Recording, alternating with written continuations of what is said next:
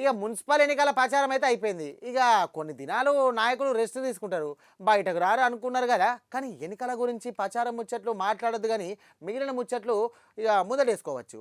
ఇక ఏమనుల్లా గదంతకి ఇప్పుడు మనకి ఎందుకు కానీ, ఇక కవితక్క వచ్చి సీఎం సారు కారు పార్టీ ముఖ్యమైన నాయకుల మీద జర్రంత గరమైనట్టు కానొస్తుంది. మరి అక్క ఏమన్నదో అరుచుకుందాం పాండ్ర ఒకసారి. మున్సిపల్ ఎన్నికల ప్రచారం అవుతుంది, ఇక బూతుల వాన ఆగింది, గందుకే సంతోషంగా ఉంది అంటుంది తెలంగాణ జాగృతి మేడం కవితక్క. ఎన్నికల ప్రచారం అయింది కదా, ఇక అందులో పార్టీ గుర్తులు లేకుండా ఎన్నికలైతే మంచిగుండ అంటుంది. సీఎం సారు సొంత జిల్లాలల్లో నీళ్లు ఇక నీట్నెస్ లేదు, మరి వీటి మీద ప్రచారం చేసేటప్పుడు చర్చ చేసిండ్రా, గందుకే ఈ ఎన్నికలలో మంచోళ్ళను ఎంచుకోండి అని చెప్పింది ఓటర్లకు కవితక్క. పత్రికా సమావేశం పెడుతుంటే చాలా ఆనందంగా ఉంది. ఎందుకంటే నిన్న మొన్నటి వరకు జరిగిన మున్సిపల్ బూతుల వర్షం ముగిసి చెవులకు హాయిగా ప్రశాంతంగా ఉన్నది. వడగండ్ల వాన పడిపోతే ఎంత ప్రశాంతంగా ఉంటుందో ఈ బూతుల వాన ఆగిపోవడం అంత సంతోషంగా ఉంది. ఈ పార్టీ ఆ పార్టీ అని కాకుండా ప్రతి ఒక్కరు కూడా అసలు ఇష్యూస్ పక్కకు పెట్టి ఈ తూకిత్తా అంటే తూకిత్తా అనేటటువంటి ప్రయత్నం చేసి ప్రజల వాళ్ళ యొక్క దృష్టిని మరల్చే ప్రయత్నం చేశారు. నిజంగా ఈ ప్రచార సరళి వింటే నాకేమనిపించిందంటే సర్పంచ్ ఎన్నికలు లెక్క మున్సిపల్ ఎన్నికలు కూడా పార్టీ గుర్తు లేకుండా జరిగితే బాగుంటుందేమో. ఎందుకంటే బీజేపీ జాతీయ అధ్యక్షుడు వచ్చిండు మహబూబ్నగర్కి ప్రచారానికి, కానీ ఇప్పటికి కూడా మహబూబ్ నగర్లో 2 నుంచి 3 రోజులకు ఒకసారి కూడా మంచినీళ్ళు రానటువంటి పరిస్థితి ఉన్నది. కానీ ముఖ్యమంత్రి గారు ఆ విషయం మాట్లాడలేదు, బీజేపీ జాతీయ అధ్యక్షుడు గారు ఆ విషయం మాట్లాడలేదు.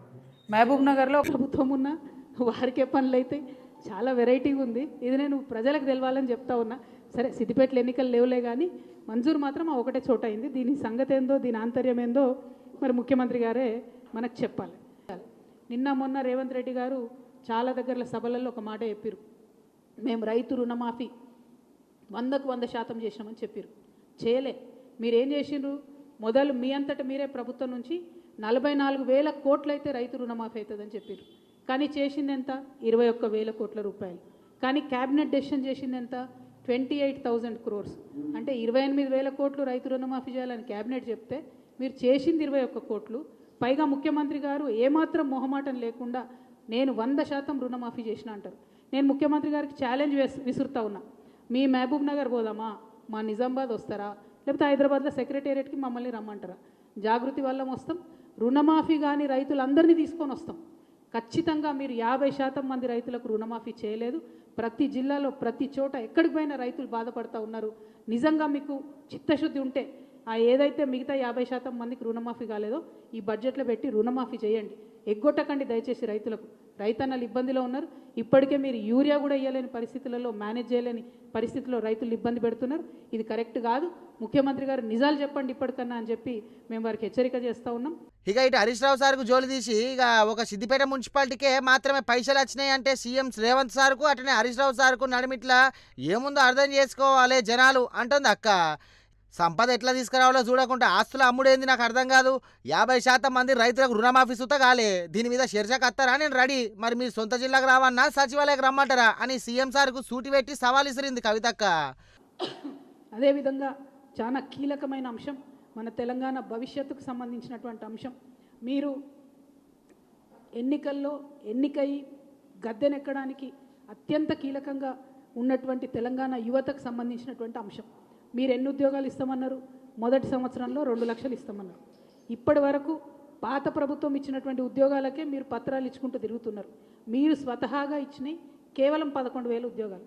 అంటే ఇంకా 1,89,000 ఉద్యోగాలు మీరు ఇవ్వాల్సి ఉంది, అది బాకీ ఉంది.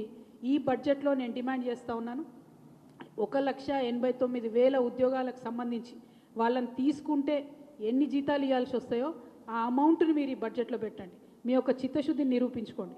జాబ్ క్యాలెండర్ ఇవ్వండి, ఏ నెలలో ఏ పరీక్ష పెడతారో పిల్లలకు క్లారిటీ ఇవ్వండి.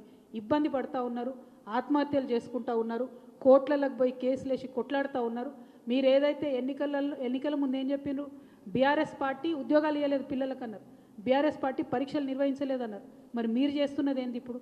ఆ విషయాన్ని ముఖ్యమంత్రి గారు గమనించి 1,89,000 మందికి సంబంధించి ఆ ప్రావిజన్ని బడ్జెట్లో పెట్టాలని చెప్పి నేను డిమాండ్ చేస్తూ ఉన్నాను.